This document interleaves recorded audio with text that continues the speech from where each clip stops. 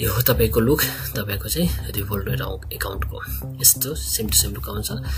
Add मनीमा click गरेर तपाईले चाहिँ यहाँ चाहिँ एड मतलब अमाउन्ट लोड गर्न सक्नुहुन्छ। त्यसपछि तपाईले चाहिँ डिटेल्सहरु आफ्नो बैंकको रिभोल्टको डिटेल हेर्न चाहनुहुन्छ यहाँ चाहिँ डिटेल्समा क्लिक गर्दिनुस्। फर्स्टमा तपाईले चाहिँ जुन यो साइन अप दिएको छ यो साइन अपमा तपाईले चाहिँ क्लिक गर्नुपर्छ। साइन अपमा चाहिँ क्लिक गर्ने त्यसपछि तपाईले यहाँ चाहिँ रोमानिया चाहिँ नम्बर राख्ने। यहाँ चाहिँ तपाईले चाहिँ रोमानियाको जुन +4 हुन्छ त्यो चाहिँ तपाईले यहाँबाट चुज गर्नुपर्छ। रोमानिया त्यहाँ आउँछ +4 को। त्यसपछि मोबाइल नम्बर आफ्नो हाल्नु होला। त्यसपछि साइन अपमा क्लिक गर्नुपर्छ। साइन अपमा क्लिक गरेपछि तपाईले चाहिँ 6 डिजिटको कोड आउँछ। त्यो कोड तपाईले चाहिँ यहाँ राख्नु होला। तपाईको मोबाइल नम्बरमा त्यो 6 डिजिटको कोड आउँछ। त्यो राखिसकेपछि तपाईले चाहिँ यहाँ चाहिँ नेक्स्ट गर्नु होला। त्यसपछि अब तपाईले चाहिँ यसमा चाहिँ इनेबल पुश नोटिफिकेसन भनेको छ त्यो इनेबल पुश नोटिफिकेसन गरिदिनु होला। यो गरेपछि फाइदा के हुन्छ भने तपाईले चाहिँ रिभोल्टको टाइम टु टाइम जति पनि तपाईले चाहिँ कारोबार गर्नुभएको छ कुनै पनि किसिमको नोटिफिकेसनहरु जुन छ नि सबै त्यो यसमा आइरहन्छ। त्यो चाहिँ राम्रो हो, यसलाई इनेबल गर्नुपर्छ। त्यसपछि तपाईले चाहिँ कन्ट्री अफ रेसिडेन्स हुन्छ तपाईले यहाँ चाहिँ रोमानिया चुज गर्नु होला। नेपाल चुज नगर्नु होला किनकि तपाईले यहाँ चाहिँ टीआरसी कार्डबाट रोमानियामा बस्नु भएको छ। त्यही टीआरसी कार्ड नै हामी अपलोड गर्छौं। त यसमा तपाईले चाहिँ रोमानिया चुज गर्नु होला। त्यसपछि साइन अप सिक्योरली गर्दिनु होला। यहाँ चाहिँ तपाईले चाहिँ रोमानिया नै चुज गर्ने। त्यसपछि यहाँ चाहिँ आफ्नो इमेल एड्रेस राख्नु होला। त्यो नेपालबाट तपाईले नेपालको नम्बरबाट नै बनाएको जुन इमेल हुन्छ भने त्यो पनि युज गर्न सकिन्छ। या तपाईले यहाँ रोमानियाको मोबाइल नम्बर जुन बाट इमेल एड्रेस क्रिएट गर्नुभएको छ भने त्यो राख्दा पनि हुन्छ। मतलब इमेल जुन पनि तपाईको मोबाइलमा छ त्यो युज गर्न सकिन्छ। यहाँ इमेल एड्रेस तपाईले टाइप गरेर राख्नु होला। त्यसपछि तपाईले यहाँ चाहिँ पासकोड भनेछ 6 डिजिटको तपाईको चाहिँ पासकोड यहाँ चाहिँ हाल्नु पर्यो। 6 डिजिटको जुन पनि तपाईले आफ्नो जुन रिमेम्बर याद राख्न सक्नु पर्यो त्यो चाहिँ यहाँ चाहिँ हाल्नुस्। यो तपाईको जब तपाईले चाहिँ रिभोल्ट एकाउन्टमा आउनुहुन्छ लगइन गर्न खोज्नुहुन्छ तपाईले यहाँ चाहिँ 6 डिजिटको कोड तपाईले चाहिँ हाल्नु पर्छ। यदि कसैको मोबाइलमा तपाईले फिंगर स्क्रिनबाट अनलक हुनेवाला सिस्टम छ भने त तपाईको मोबाइलमा त्यसबाट पनि तपाईको लगइन गर्न सकिन्छ। पहिला चाहिँ सुरुमा यो त हाल्नै पर्यो। पछि तपाईलाई चाहिँ फिंगर जुन हाम्रो लक हुन्छ फिंगर स्क्रिन लक त्यो राख्न सकिन्छ। त्यसपछि त्यही कन्फर्म गरिदिनु होला। त्यही 6 वटा डिजिटको जुन लक राख्नु भएको थियो त्यही चाहिँ एकचोटी गर्न दिनु होला। लक त्यसपछि यस्तो छ। त्यसपछि अर्को छ लगइन विथ लुक। तपाईले चाहनुहुन्छ कि आफ्नो फेसबाट तपाईले चाहिँ लगइन गर्न सकौं भनेर त गर्न सकिन्छ। यो भनेको लगइन गर्नको लागि तपाईले आफ्नो फेस स्क्यान गर्ने हो। अगाडि तपाईलाई चाहिँ आईडी को लागि पनि भेरिफाई को लागि पनि तपाईको चाहिँ आफ्नो फेस स्क्यान गर्नुपर्छ। यसबाट अर्थ के भयो भने तपाईले चाहिँ आफ्नो मोबाइलबाट जब चाहिँ तपाईले चाहिँ यो रिभोल्टमा लगइन गर्न खोज्नुहुन्छ भने त्यो लगइन गर्ने बेलामा तपाईले चाहिँ पासकोड त हाल्नै पर्यो या फिंगर स्क्रिन तपाईले स्क्यान गर्नै पर्यो। प्लस तपाईको यो क्यामेराले तपाईको फेस पनि स्क्यान गर्छ कि को व्यक्ति लगइन गर्न खोजिरहेको छ। जस्तै अब जुन 6 डिजिटको जुन पिन कोड छ त्यो अरूलाई पनि थाहा हुन सक्छ नि त। अनि तपाईको मोबाइलमा तपाईको नभएको बेला हालेर तपाईको लगइन गरिरहेको छ कि त्यो लगइन गर्ने बेलामा तपाईको फेसले स्क्यान गर्छ कि अरु जना स्क्यान गर्दै छ भने लगइन नै हुँदैन भनेर यो चाहिँ तपाईको लगइन विथ लुक भनिरहेको छ। त्यो चाहिँ तपाईको फेस आईडी यहाँ स्क्यान गर्दै छ कि जब तपाईले चाहिँ लगइन गर्नुहुन्छ तब तपाईको फेसलाई स्क्यान गर्छ। त्यसपछि आफ्नो यहाँ चाहिँ फर्स्ट नेम र लास्ट नेम राख्नुस्। पासपोर्टमा जे फर्स्ट नेम छ त्यही यहाँ राख्नु होला र पासपोर्टमा जे तपाईको लास्ट नेम छ त्यही राख्नु होला। मतलब टीआरसी कार्डमा पनि सेम त्यही रहन्छ। जुन पासपोर्टमा हुन्छ त्यही तपाईको टीआरसी कार्डमा पनि हुन्छ। त्यसपछि तपाईको अर्को छ डेट अफ बर्थ। यहाँ तपाईको आफ्नो जन्म मिति यहाँ चाहिँ राख्नुस्। इंग्लिश वाला जुन छ त्यही त डेट अफ बर्थ यहाँ चाहिँ राख्दिनु छ। त्यसपछि कन्टिन्यूमा क्लिक गर्नु होला। त्यसपछि तपाईको होम एड्रेस यहाँ चाहिँ सोधिरहेको छ। त होम एड्रेसमा तपाईले चाहिँ अहिले हाल जुन तपाईको चाहिँ टीआरसी कार्डमा एड्रेस दिएको छ टीआरसी कार्डमा जुन एड्रेस छ त्यही तपाईले यहाँ चाहिँ टाइप गर्नु होला। सर्चमा आफै आउँछ। त्यहाँ सर्चमा आयो भने त्यहीबाट चुज गर्नु होला नत्र भने डाइरेक्ट लेख्दा पनि भइहाल्छ। त टीआरसी कार्डमा तपाईको जुन एड्रेस त्यहाँ दिएको छ त्यही एड्रेस तपाईले यहाँ चाहिँ सर्च गर्न सक्नुहुन्छ। त्यो लिस्टमा आउँछ। तपाईले जुन पनि लेख्नुस् त्यही आउँछ। आएन भने अदर वाला चाहिँ चुज गरेर जुन लेख्नुहुन्छ त्यही नै सेट भइहाल्छ। टीआरसी कार्डमा जे छ त्यही नै लेख्नु होला तर अरु नलेख्नु होला है। त्यसपछि तपाईको अबाउट आवर बैंकिङ सर्भिस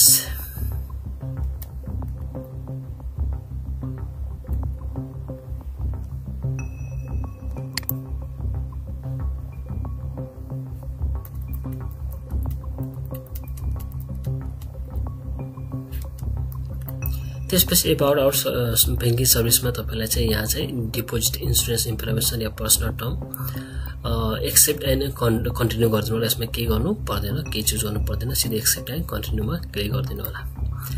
त्यसपछि अब तपाईलाई चाहिँ यहाँ चाहिँ verify your identity with a quick photo. अब तपाईको यहाँ फोटो स्क्यान गर्छ फेसको हैन, तपाईलाई चाहिँ अलिकति मुभ गर्नु होला लेफ्ट राइट, अनि तपाईको पुरै फेसले स्क्यान गर्छ। यो तपाईले कन्टिन्यू गर्नेबित्तिकै तपाईको चाहिँ फेस स्क्यान गर्न स्टार्ट गरिदिन्छ। एकदम राम्रोसँग चिटिक्क तपाईले चाहिँ लाइट पर्ने किसिमले फेस स्क्यान गराउनु होला, अनि त्यसपछि नेक्स्ट गर्नु होला। त्यसपछि are you a citizen of Romania भन्छ, त यहाँ चाहिँ नो गर्नु होला, या यस नगर्नु होला है भनिरहेछु। यहाँ are you a citizen of Romania भन्छ भने त्यहाँ तपाईले चाहिँ यस नगर्ने नो गर्ने। नो गरेपछि तपाईले अप्सन के आउँछ भने तपाईले यहाँ चाहिँ टेम्पोररी रेसिडेन्ट हो भनेर भन्छ के, त हो हामी चाहिँ टेम्पोररी रेसिडेन्ट मतलब हामी चाहिँ टेम्पोररी रूपमा बसाइ गर्ने यहाँ चाहिँ व्यक्ति हो। त्यसमा टीआरसी कार्ड तपाईले चुज गरेर अनि तपाईले नेक्स्ट गर्नुपर्छ। यहाँ यदि यस गरिदिनु भयो भने तपाईलाई यहाँ चाहिँ सिटिजनशिप या पासपोर्ट त्यही कन्ट्रीको सिटिजनशिप या पासपोर्ट भन्छ अपलोड गर्नको लागि, त्यो चाहिँ लिँदैन हुन्छ। त यहाँ चाहिँ नो गर्नु होला, are you a citizen of Romania, त नो गर्नु होला। त्यसपछि तपाईले यहाँ चाहिँ अप्सन आउँछ तपाईले चाहिँ टीआरसी कार्डको टेम्पोररी रेसिडेन्ट कार्डको अप्सन आउँछ, अनि अर्को पासपोर्ट आउँछ। त तपाईले चाहिँ टीआरसी कार्डवाला चुज गर्नु होला। नेसनल आइडी कार्ड आउँदैन है, नेसनल आइडी आउँदैन, त्यसमा तपाईको चाहिँ आउँछ के भने टेम्पोररी रेसिडेन्ट कार्डवाला आउँछ TRC card, okay resident card. अनि त्यो चाहिँ चुज गरेर त्यसपछि कन्टिन्यू गर्नु होला। अनि तपाईले चाहिँ आफ्नो टीआरसी कार्ड जुन छ त्यो टीआरसी कार्ड तपाईले आफ्नो हातमा या चाहिँ तल कुनै ठाउँमा राखेर अनि त्यसपछि तपाईले चाहिँ फोटो त्यहाँ क्लिक गर्नुपर्छ। ओके फोटो फर्स्टको अगाडिको या ब्याकको दुईटैको पाले पाले क्लिक गर्नुपर्छ। पहिला फर्स्टमा अगाडिको क्लिक गर्नु होला, त्यसपछि पल्टाएर फेरि टीआरसीको पछाडिको पनि क्लिक गर्नु होला यसरी है। यहाँ तपाईले आफ्नो जुन टीआरसी कार्डको जुन छ तपाईले कुनै ठाउँमा राखेर अगाडिको क्लिक गर्नुस्, त्यसपछि सबमिट गर्नुस्, त्यसपछि फेरि तपाईको ब्याकको भन्छ ब्याकको पनि तपाईले चाहिँ फोटो क्लिक गर्नु होला। त्यसपछि तपाईले चाहिँ कुन देशमा तपाईले चाहिँ सबभन्दा बढी पठाउन खोज्नुभएको छ, के कुराको तर युज गर्न चाहनुहुन्छ, रिभोल्ट कहाँ युज गर्न चाहनु भएको छ, त्यो सबै कुरा दिएको छ। यहाँ तपाईले चाहिँ एभ्रीडे निड मतलब सबै राख्ने, यसमा तपाईले चाहिँ जस्ट कन्टिन्यू गरिदिनु होला। ओके त्यसपछि तपाईको चाहिँ प्रोफाइल नेम के राख्न चाहनु भएको छ, त्यो तपाईले यहाँ चाहिँ प्रोफाइल नेम लेख्न सक्नुहुन्छ। अप्सन पनि दिएको हुन्छ हिन्टमा तल कि तपाईको चाहिँ प्रोफाइल नेम के राख्न चाहनु भएको छ। त्यो युजर नेम पनि बुझ्नुस्, लगइन गर्ने बेला त्यो युजर नेम युज गरिन्छ। यहाँ तपाईले चाहिँ एउटा आफूले चाहिँ कुनै एउटा युनिक जस्तो छ त कुनै एउटा युजर आइडी या भनौँ प्रोफाइल नेम यहाँ दिन सक्नुहुन्छ। तपाईको नाममै अलिकति केही नम्बरहरू थपिदिनु होला है। यहाँ तलको अप्सन दियो भने कुनै एउटा चुज गरेर कन्टिन्यू गरिदिनु होला। त्यसपछि अब यहाँ चाहिँ भन्छ फाइन्ड फ्रेन्ड रिभोल्ट। तपाईको जति पनि कन्ट्याक्ट नम्बरमा नम्बर सेभ छ त्यो नम्बरहरुमा कोही तपाईको चाहिँ रिभोल्ट चलाइरहेको छ भने त्यसलाई फाइन्ड गरेर लिस्ट आइहाल्छ। अनि त्यो व्यक्तिलाई चाहिँ तपाईले रिभोल्ट टु रिभोल्ट पैसा ट्रान्सफर गर्नु छ भने जीरो फीमा मतलब पैसा लाग्दैन तपाईले ट्रान्सफर गर्न सक्नुहुन्छ इजिली। र अर्को तपाईको चाहिँ थाहा पनि हुन्छ कि यो व्यक्तिहरु चाहिँ रिभोल्ट युज गरिएको छ हैन, अनि त्यो व्यक्तिलाई पछि साप्टे दिनु पर्यो भने इजिली तपाईले चाहिँ त्यहाँ चाहिँ ट्रान्सफर गर्न सक्नुहुनेछ। यहाँ चाहिँ तपाईले चाहिँ कन्टिन्यू वा नट नाउ गर्दा हुन्छ, नट नाउ गर्दिनु होला। कन्टिन्यू गर्नु छ भने त पुरै तपाईको कन्ट्याक्ट नम्बरलाई लिन्छ र स्क्यान गर्छ। यसरी तपाईको चाहिँ एउटा लुक आउँछ तपाईको रिभोल्टको, त्यसमा तपाईको चाहिँ स्ट्यान्डर्ड तपाईको प्लान हुन्छ, अरु कुनै प्लान चुज गर्नु पर्दैन। अनि त्यसपछि तपाईले अगाडि यसमा तपाईले चाहिँ अब लोड गर्नुपर्छ पैसा, जुन कि तपाईको बैंकको जुन भिसा कार्ड हुन्छ या तपाईले गुगल पे, त्यो गुगल पे बाट तपाईले यसमा पैसाहरु लोड गर्न सक्नुहुनेछ। त्यसपछि अब तपाईले चाहिँ भर्चुअल कार्ड एउटा बनाउनु पर्यो र अर्को एउटा फिजिकल।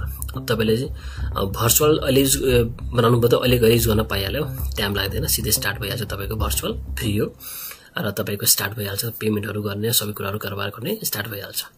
फिजिकलमा के छ भने फिजिकलको तपाईको चाहिँ लगभग 2 हप्ता जति 15-20 दिन जति तपाईको लाग्छ। तपाईको हातमा पाउनको लागि फिजिकल कार्ड तपाईको फ्री हो स्ट्यान्डर्ड प्लानमा अब अरू प्लान पनि छ त्यो सबै अरू प्लान लिनुहुन्छ भने यसमा समथिङ पैसा लाग्छ तर फिजिकल कार्ड तपाईको फ्री हो फिजिकल कार्ड एप्लाई गर्नुहुन्छ भने त्यसमा तपाईको डेलिभरी चार्ज चाहिँ तपाईको लगभग 30 ले लाग्छ र त्यो 30 ले तपाईको चाहिँ एकचोटी लागेन त्यसपछि 5 वर्षको लागि तपाईले त्यो कार्ड युज गर्न सक्नुहुनेछ र त्यो चाहिँ फिजिकल कार्ड तपाईले एप्लाई गर्न सक्नुहुनेछ यदि फिजिकल कार्ड चाहियो भने नत्र म भर्चुअल नै चाहनुहुन्छ भने भर्चुअल युज गर्न सकिन्छ तर सिक्युरिटीको बेसमा हेर्यो भने तपाईको चाहिँ फिजिकल कार्ड सेफ हुन्छ सिक्युरिटी हुन्छ किनकि तपाईले फिजिकल कार्ड डाइरेक्ट तपाईले चाहिँ कहीं टच गरेर हैन त्यो जुन पोइन्ट अफ जुन हुन्छ नि तपाईको सेल जहाँ चाहिँ मसिन राखेको हुन्छ पेमेन्ट मसिन त्यहाँ टच गरेर पेमेन्ट गर्दियो तपाईले चाहिँ विदाउट अनलाइन नै तपाईको अफलाइन नै पेमेन्ट गर्न पाइहाल्छ जस्तै एटीएम कार्ड जस्तै एटीएम कार्ड नै हो यो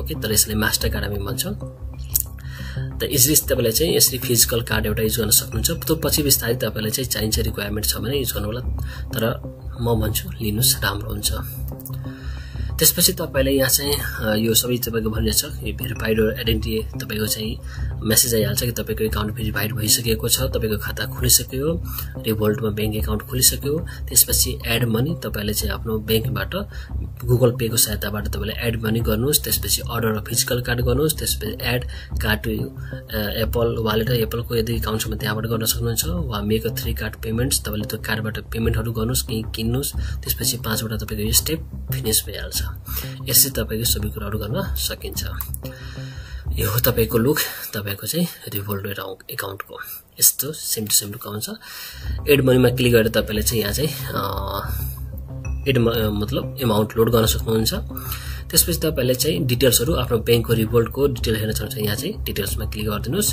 तपाईले यो चाहिँ जुन छ नि त्यो नर्मल मा अकाउन्टमा छ र तपाई चाहनुहुन्छ कि यसलाई म मुभ गरेर सेभिङ अकाउन्टमा राख्नु पैसालाई भने सेभिङमा पनि राख्न सक्नुहुन्छ सेभिङमा राख्दा फाइदा के हुन्छ भने तपाईले चाहिँ त्यहाँ चाहिँ इन्ट्रेस्ट ब्याज पनि दिन्छ अनि तपाईले चाहिँ त्यो लगभग 2-3% ब्याज दिन्छ इयरली त्यो पनि पाउन सक्नुहुन्छ र यसैमा तपाईले चाहिँ चाहनुहुन्छ कि त्यसै तपाईले चाहिँ नेपाल पैसा ट्रान्सफर गर्नु भने त्यो पनि गर्न सकिन्छ त्यसको लागि जस्तो तपाईले चाहिँ मोरमा गएर तपाई इन्टरनेशनलमा चाहिँ गएर तपाईले पैसा ट्रान्सफर गर्न सक्नुहुन्छ म पनि यो तपाईको चाहिँ रिभोल्ट के अकाउन्ट जोडेर मैले चाहिँ पैसा ट्रान्सफर गरेको छु